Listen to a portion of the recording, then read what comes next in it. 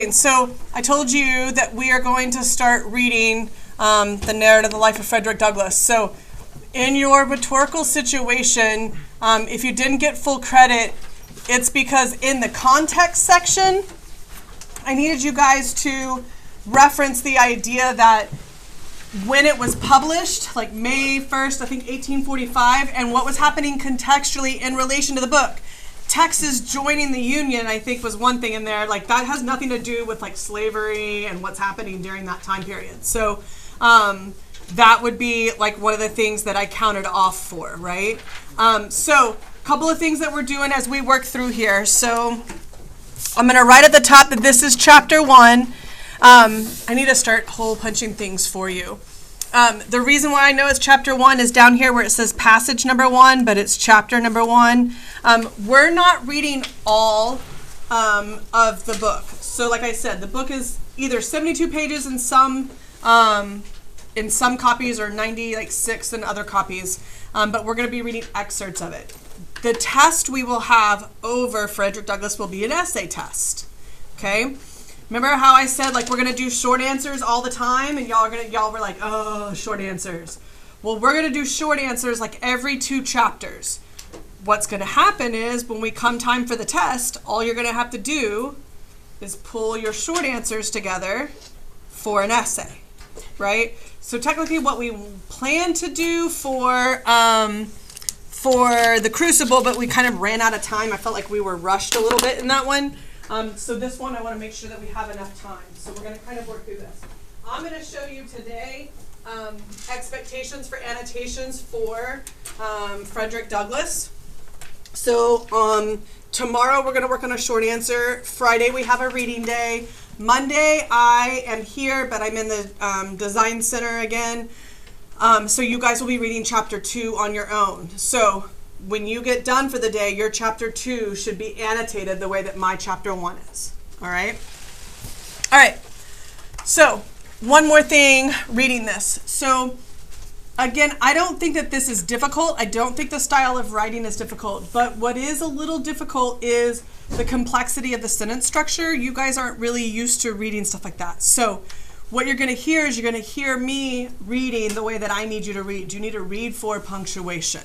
All right, if you just kind of blow through things to get to the period, then you're going to lose a lot of understanding of the passage itself. Okay, so we're going to go through and kind of work through this together. It'll probably take us most of the time. All right, so chapter 1. We're going to come back to this note at the end when he mentions Ham. But here's what we're going to do. First, let's go through and number our body paragraphs. So I was born is 1. My mother is 2. My father is 3. I never saw is 4. Called thus suddenly away is 5. I know is 6. Every year is 7. All right. So what you've noticed is what we did is we went through and we annotated this ourselves as teachers. And then we went back and we added questions that kind of tied into our annotations. So what I'm going to suggest is reading a question and the boxes around where the question or where the answer is. All right. So I'm going to suggest that we read the box first and then start reading, take our notes, and then try to go back and answer the questions. Okay. So this very first one says, with boxed words or phrases, explain why Douglass uses specific language. How does each help him achieve his purpose to illustrate the horrors of slavery? So that's what we're going to look for in this first paragraph. You ready? All right. I was born in Tuckahoe, near Hillsborough, and about 12 miles from Easton in Talbot County, Maryland. I have no accurate knowledge of my age, never having seen any authentic record containing it. By the far larger part of the slaves know as little of their ages as horses know of theirs, and it is the wish of most masters with my knowledge to keep their slaves thus ignorant.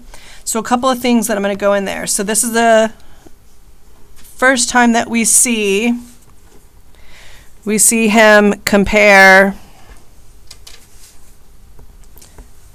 slaves to animals.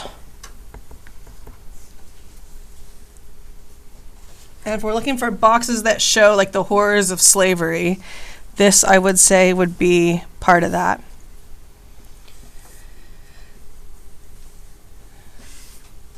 And then I'm going to write, like, he does not know his age.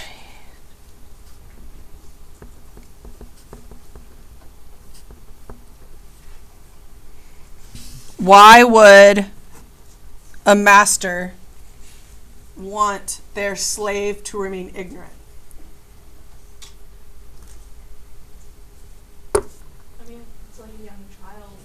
Like, if they don't know that, from perspective of that's wrong, like, say a 5-year-old to be working in the fields and they won't quiet. So if they don't know better, then they won't do anything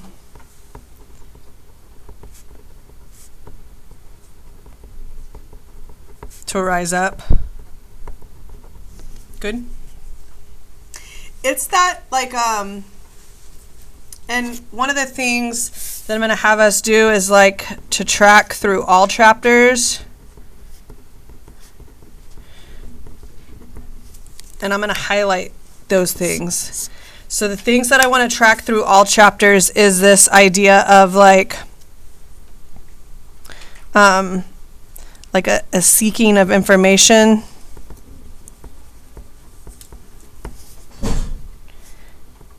And this comparing to animals.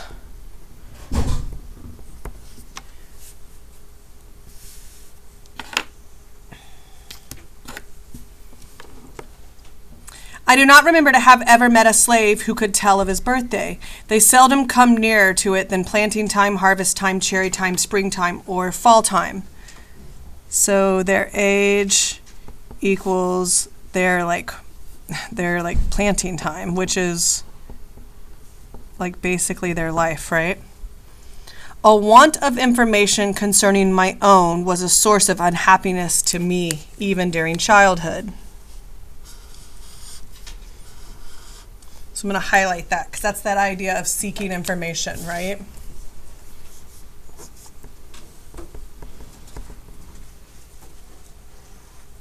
So you're going to be graded on your annotations. To your level of annotations should be to my expectation. So when y'all do this on Monday on your own, your annotations should look like mine.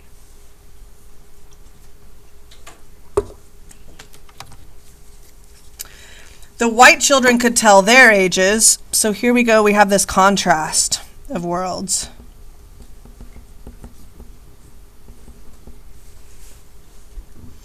I could not tell why I ought to be deprived of the same privilege. So this is like him already questioning.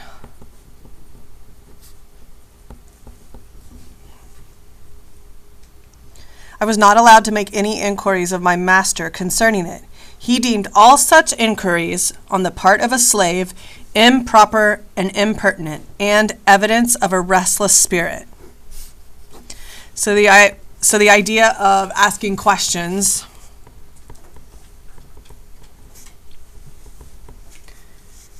by a slave.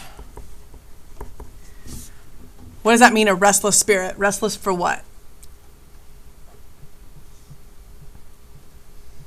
What does restless mean?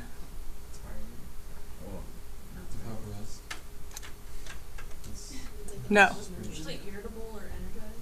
Yeah. Restless means that you're like fidgety, that there's something more that you want to do, that you can't settle down, right? So then what are they going to be restless against? Like what are they like wanting to move around to do? Yeah.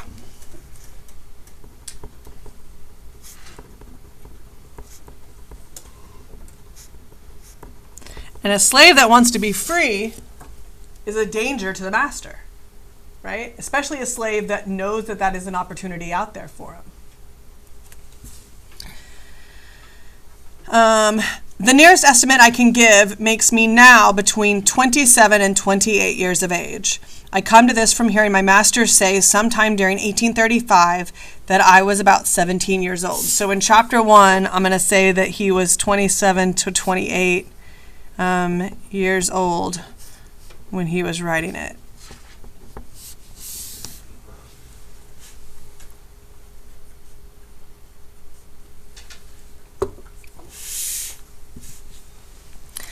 My mother was named Harriet Bailey. She was the daughter of Isaac and Betsy Bailey, both colored and quite dark. My mother was of a darker complexion than either my grandmother or my grandfather. So that was his mother and family. My father was a white man. Wow. He was admitted to be such by all I ever heard speak of my parentage. The opinion was also whispered that my master was my father. But of the correctness of this opinion, I know nothing. The means of knowing was withheld from me. So again, that's that seeking information, right? Jacob, I might sit up and do this.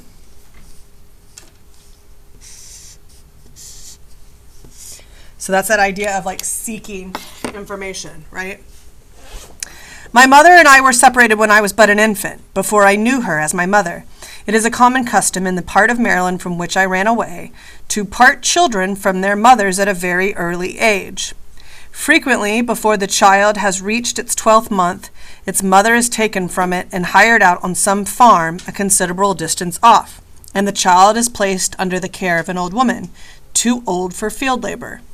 For what this separation is done, I do not know, unless it be to hinder the development of the child's affection towards its mother and to blunt and destroy the natural affection of the mother for the child. So this is the purpose. So this is the purpose of the separation. To blunt means like to cut off.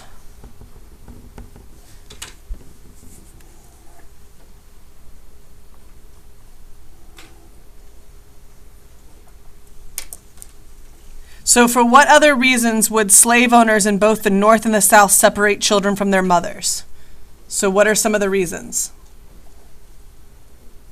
One obvious reason that we just said was to do what? Destroy natural affection.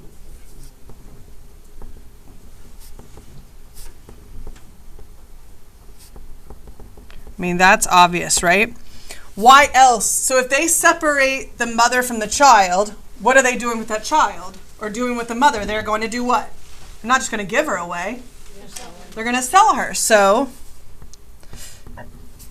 as many things are with slavery, it was for money.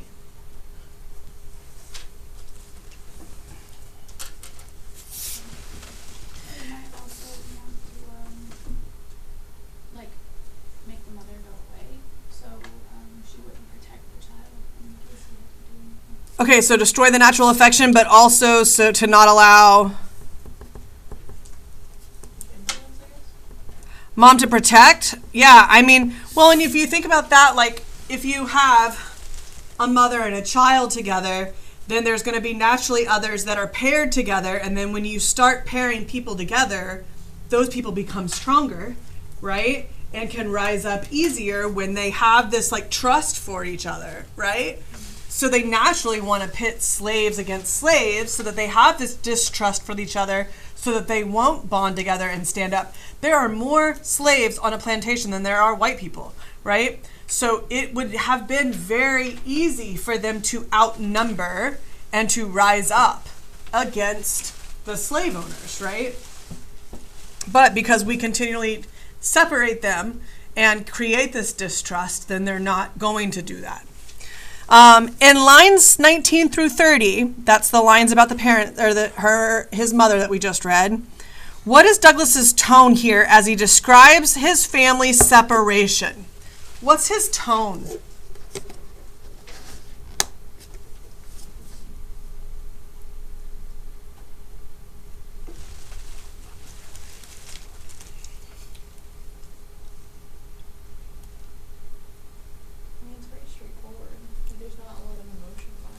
I agree. Yeah. So I would say like straightforward.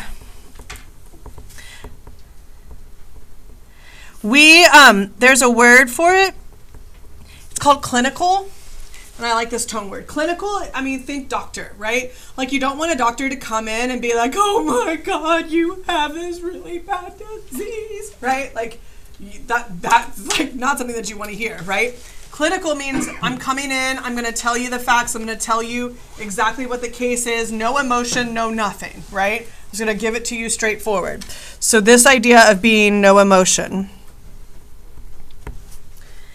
So how might this help him persuade the audience of the horrors of slavery? So he's using this to talk to his audience about the horrors of slavery. How is this idea of him having this clinical tone about being separated from his mother, how does that show the horrors of slavery? Well, it shows that's immorality. It shows it's what? It's normal. Yeah.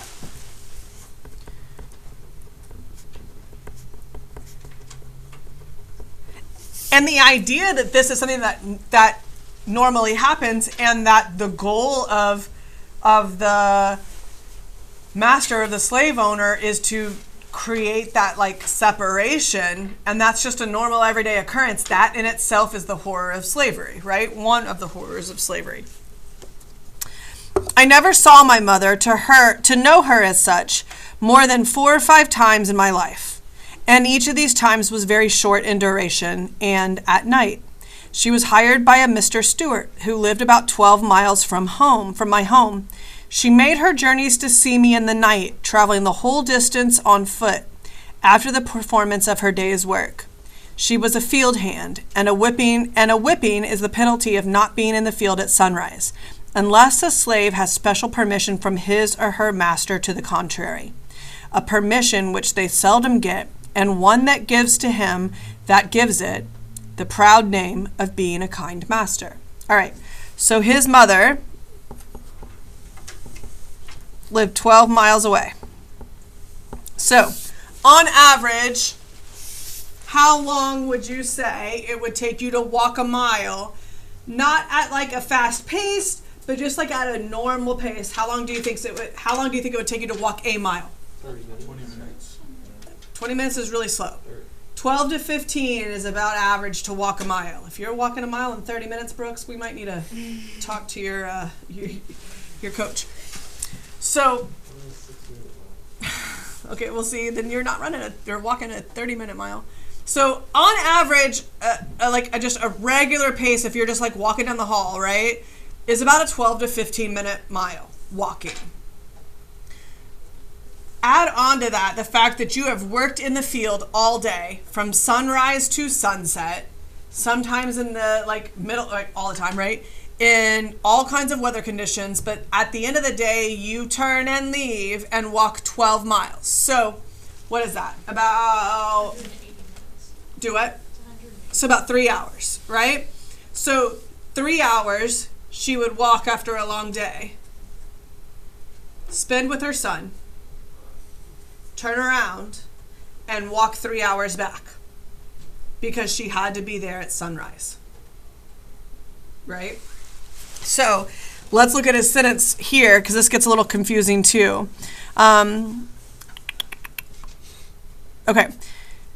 So the penalty of not being in the field at sunrise unless a slave has special permission from his or her master to the contrary. A permission which they seldom get, they being the slaves, right? And one that gives to him that gives it, to him that gives it, to him is the master. Gives it is the permission to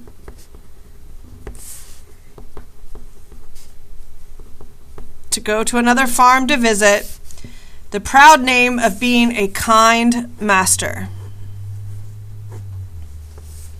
So this idea of being a kind master is an oxymoron. An oxymoron is like contrasting, it's not like, it is contrasting ideas. So, jumbo shrimp is an oxymoron. Shrimp is small. How can you have really big small things? Right? Jumbo shrimp, right? So that's an oxymoron. So the idea of being a kind, positive, master, negative, right? Those two things are a contrast. Those don't fit. How do you think Douglass's scant experience with his mother shaped his future pursuit of freedom? So this is like the question about exigence. What would cause his lack of experience with his mother, how would that influence his need to be free?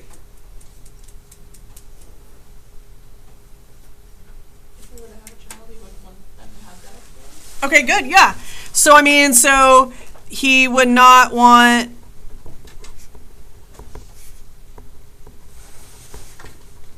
his children to experience the same.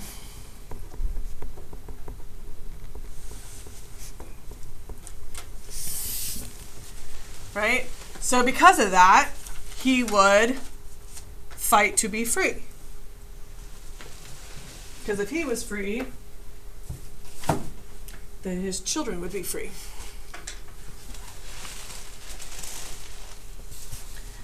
I do not recollect ever seeing my mother by the light of day. She was with me in the night. She would lie down with me and get me to sleep, but long before I waked, she was gone. Very little communication ever took place between us. Death soon ended what little we could have while she lived, and with it her hardships and suffering.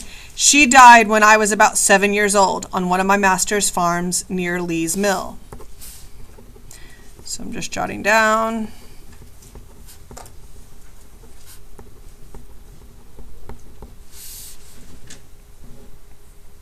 I was not allowed to be present during her illness, at her death, or burial. She was gone long before I knew anything about it. Never having enjoyed, to any considerable extent, her soothing presence, her tender and watchful eye, I received the tidings of her death with much the same emotions I should have probably felt at the death of a stranger. So,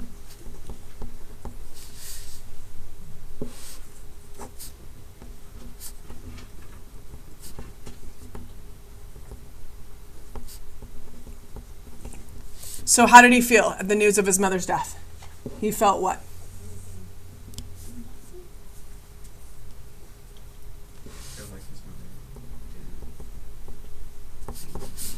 We go back to that idea of being clinical, right? Disconnected. So, what the slave owners wanted to do, the purpose of separating them, did they succeed? Yeah.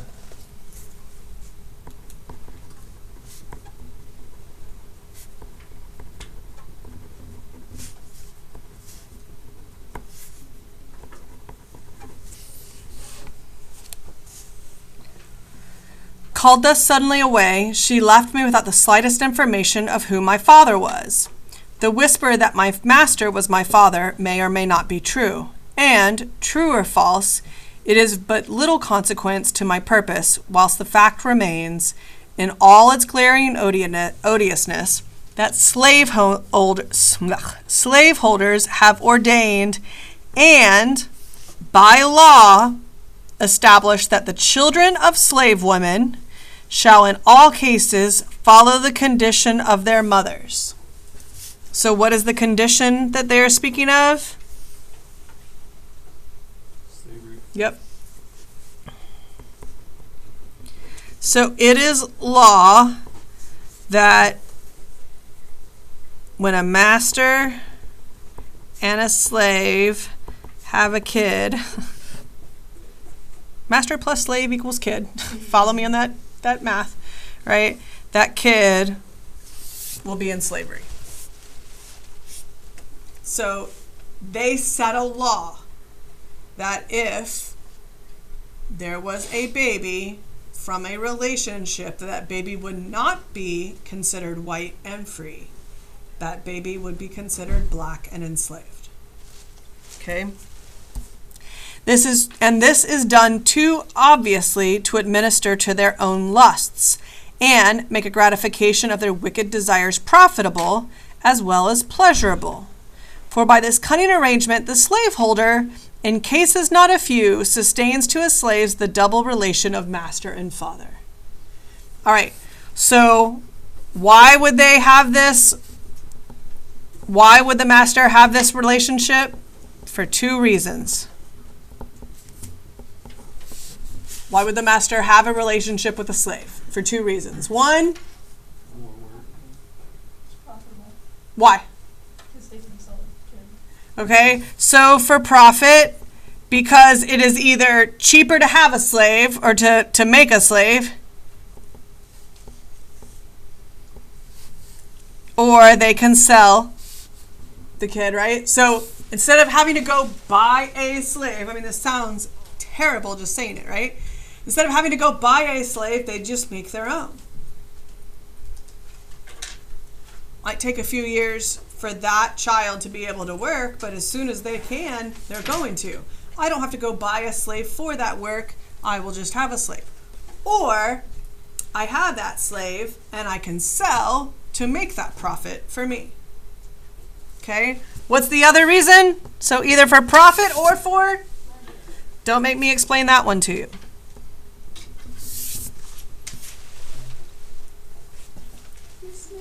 And then look at this where it says, this cunning arrangement, the slaveholder, in cases not a few, I love when he does this, and he does this quite a bit, in cases not a few, meaning, yeah, it happens often.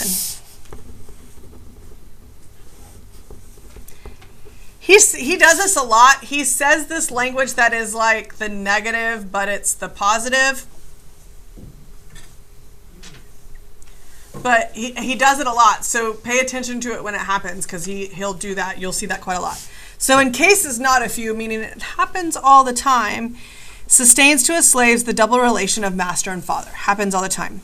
I know of such cases, and it is worthy of remark that such slaves invariably suffer greater hardships and have more to contend with than others. So that these slaves, who are these slaves? Yeah.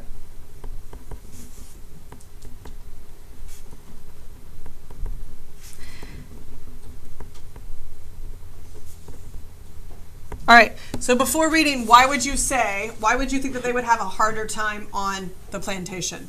Well, because they don't fit in with either the slaves or the... Okay. So they are a mixed race, right? So they are probably looked down upon by both races, black and white. I mean, it's still a problem today. What? Mixed races, or people that are mixed are usually looked down upon. Right, yeah. Yeah, they're questioned. Even like, I was in Haiti, well, I was in the Dominican Republic, and there were Haitians there. And so the Haitians are of darker skin color. So the Dominicans would look at Haitians as being lower than them on the totem pole, right? Like socially, because of their color, right? And even now, there is still problems with that, right? All right, so let's see. I know of such cases, and it is worthy of the remark that such slaves invariably suffer greater hardships and have more to contend with than others. They are, in the first place, a constant offense to their mistress, mistress being the wife of the master. She is ever disposed to find fault with them. Why? Because they are the evidence that her husband had an affair. Not even an affair, just had sex with a slave, right? They can seldom do anything to please her. She is never better pleased. See how he does that? She is never better pleased. She is never better pleased than when she sees them under the lash, especially when she suspects her husband of showing to his mulatto children favors which he withholds from his black slaves. Mulatto children being what? Yep.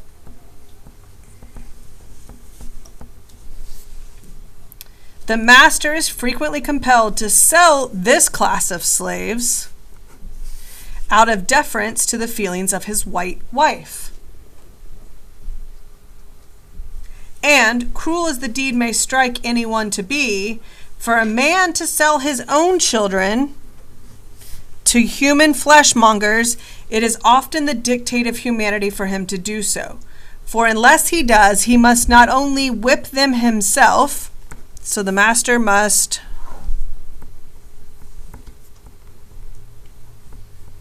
whip his own child,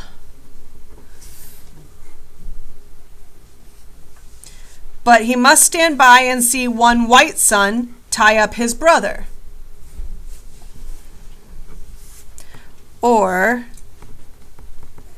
his son whip his other son.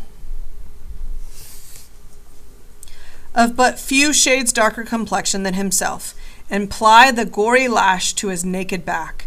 And if he lisp one word of disapproval, it is set down to his parental partiality. and only makes a bad matter worse, both for himself and the slave whom he would protect and defend. So, he must sell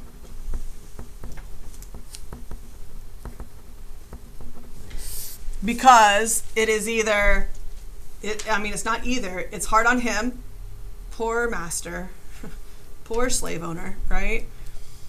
It's hard on the slave himself because the slave is treated worse by the wife, by the other people that help on the plantation, and even by other slaves, right? Because if they're shown a slightest bit of favoritism, then they are punished both sides. So in your own opinion, what would a slave owner who had slave children have to tell himself to justify the behavior?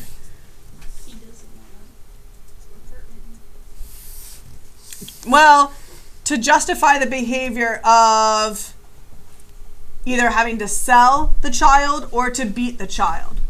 What if you were a slave master, what would you have to tell yourself to be able to accept that behavior? Why wouldn't you just wouldn't you just sell the child? Okay, so we are not the same class. Okay, good. What else? Okay, the relationship. Every guy says the relationship doesn't mean anything. If you sell the kid, you're saving him a beating, aren't you? Yeah, but you're also selling your own child. So really... Yeah, but would you rather stand there and watch your kid get beat, or would you rather ship him off somewhere else? Okay, so it's better for the child. Truth. He's going to get beat either way, but at least I don't have to watch. Yeah. Right? But I also think you justify the behavior of either selling or beating them because you're choosing the love of your wife over the child, right? So I'm going to sell this child or beat this child because I do not want to suffer the consequences with my wife, right? Truth.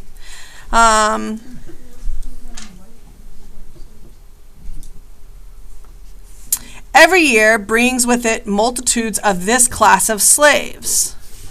What class? The mixed class. Yep. Yep. So there's more and more of this race of children, okay? It was doubtless in consequence of a knowledge of this fact that one great statesman of the South predicted the downfall of slavery by the inevitable laws of population. Meaning what? So a statesman in the South said, if y'all keep having children with slaves, we are going to force ourselves right out of this great idea of slavery because there will be more of this mixed race than there are of us, and they will be able to fight for a right to be free because they are half white. So stop having relations with your slaves if you want to keep having slaves, right? Whether this prophecy is ever fulfilled or not, it is nevertheless plain that a very different looking class of people are springing up at the South, and now held in slavery from those originally brought to this country from Africa. And if their increase do no other good, it will do away the force of the argument that God cursed Ham, and therefore American slavery is right. So this is the reason why this biblical idea, this story, is why a lot of slaveholders in the South said, well, it's in the Bible, God agrees with this, okay? And this is where we're going to go look because there's a note at the beginning. According to the Bible, Ham offended his father Noah. As a result, Noah cursed Ham's son, Canaan. It was a common belief that Africans were descendants of Canaan, and because of Noah's curse, could be scripturally enslaved. So this is the verse, this is the story that Southerners used to say that slavery was okay. Okay, but yeah, but like the thing is with that is like it doesn't say anything about skin color. Right. But it's this assumption that where did the Africans come from? They say they came from Canaan. So because of that, we can enslave this group of people because they were forever cursed. It's illogical, right? So that's the question here, is how does Douglass logically refute? So he shows how illogical the biblical idea is when it comes to a mixed race.